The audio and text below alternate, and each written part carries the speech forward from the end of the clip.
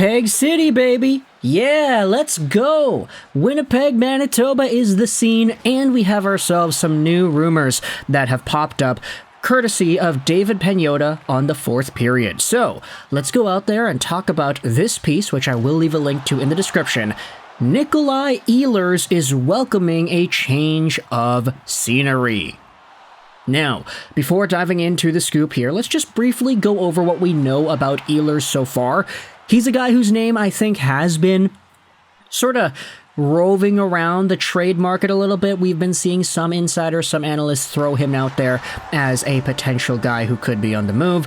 He's 28 years old, 6 feet 172, left-handed left wing, signed till the end of next season, making $6 million a year. His current contract has modified no trade protection, and if you wanted to talk about his productivity, well, he's been very good the past few years. 61 points in 82 games played this most recent season. It's not a career high, unfortunately. He did have a 64-point season about 7 years ago, but still, Ehlers has been one of the more productive and consistent Winnipeg Jets forwards. In the playoffs, he had only 2 points in 5 games this previous season, and with the Winnipeg Jets kind of imploding on themselves in the ways that we didn't think they could, they are in a pretty tough spot, because when it comes to their free agents, okay, Tyler Toffoli, probably going to test the market. Sean Monahan, who knows what's going to happen with him. Connor Hellebuyck totally crapped the bed in the playoffs after having what was the best regular season out of all the NHL goalies this season. And with guys like Ehlers and Scheifele still there, you committed some money to these top dudes. Can you do the same with Ehlers? According to what David Pagnotta writes about here, it seems like it may not be all too easy. Ehlers owns a 10-team no-trade list, and the word out of Winnipeg is that while he has not requested a trade, he would welcome a move. According to a well-placed source close to the Jets, Ehlers is not interested in signing a contract extension with the club, and that is primarily why Winnipeg GM Kevin Cheveldayoff is exploring his options via the trade market. It is unclear if Ehlers would entertain a contract extension, which he would not be able to sign until July 1st at the earliest, with a new team as part of a change of scenery, but doing so would allow the Jets to maximize a return. The Jets are smack in the middle of their window, and after adding Gabe Vilardi and Alex Iafallo last offseason via trade, and then getting stars Mark Scheifele and Connor Hellebuyck locked into 8-year extensions, Cheveldayoff is focused on adding to his club and improving the team's chances at winning a Stanley Cup. So now we have Ehlers, who could be on the move. Not necessarily because he wants out, but because he doesn't want to sign an extension and he would be okay with the move. It's interesting, there's a lot of nuance here. It's not directly, oh, Ehlers has requested a trade. It's he would be okay with the trade. It's not, oh, he's not going to come back. It's he doesn't want to sign an extension. And so, with this in mind, we either have already seen the last game of Winnipeg Jets forward Ehlers as a member of this team, or we could be shortly seeing the final season of Ehlers as a Jet too. Now, I'm seeing the replies pop up all over social media. Some are saying that the Jets had wasted Nikolaj Ehlers' talent, how it was a matter of time, mediocrity, etc., etc. He's going to be really good on another team, and I don't know, it's not really the right sentiment, I feel. The Jets have been good, it's just they have not been meeting the expectations bestowed upon them based off of how well they do in the regular season and what they look like, etc., etc. The fact that they were so good in 23-24 only to completely just tank away in the playoffs, that was not great, and a lot of people had that sentiment heading into the postseason. Hey, are the Winnipeg Jets, are they frauds? That was kind of tossed around there by different former NHLers on podcasts, etc., etc. So, if the Winnipeg Jets are kind of just that team, for lack of a better word, we'll toss out frauds. If that's the case, then I kind of understand why a Nikolaj Ehlers would be interested in moving away from this team, signing an extension elsewhere, getting a different role, and exhibiting more success. It's not that the Winnipeg Jets aren't in a competitive window, it's more so if he doesn't feel like the Jets are capable of accomplishing his goals. And also, I don't want to say this, but it's Winnipeg. I'll just leave it at that. Yeah, let's talk a little bit more about what he could fetch on the trade market. Because if you assume that Ehlers will be traded off in a sign-and-trade type of deal, not a regular rental situation, you gotta remember he's got a no-trade list, so only a certain amount of teams are capable of him actually getting sent to. if Ehlers gets traded with an extension in place, I honestly feel like this could be some sort of a discount Matthew Tkachuk kind of deal. Obviously, Tkachuk is the better player, more versatile, more useful in different situations, and he scores more points, but Matthew Tkachuk fetched a lot of stuff for the Calgary Flames. Ehlers could definitely do the same if he gets included in some sort of a sign and trade scenario. I'm thinking maybe that baseline price of a roster forward, a prospect, and maybe a first.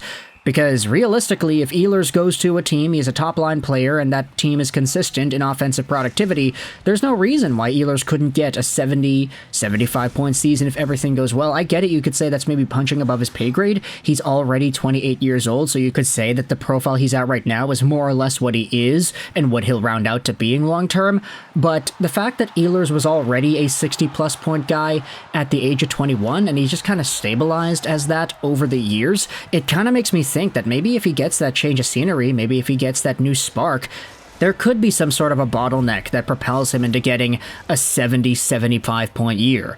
And what's the price for that? A guy who could be cost controlled if he gets signed onto a contract and then traded, who's able to get 70 points a year throughout the later 20, early 30s years of his career, that's a pretty valuable asset right there. And of course, we recognize that Ehlers is this versatile scorer, which would definitely make him appealing to most teams around the NHL.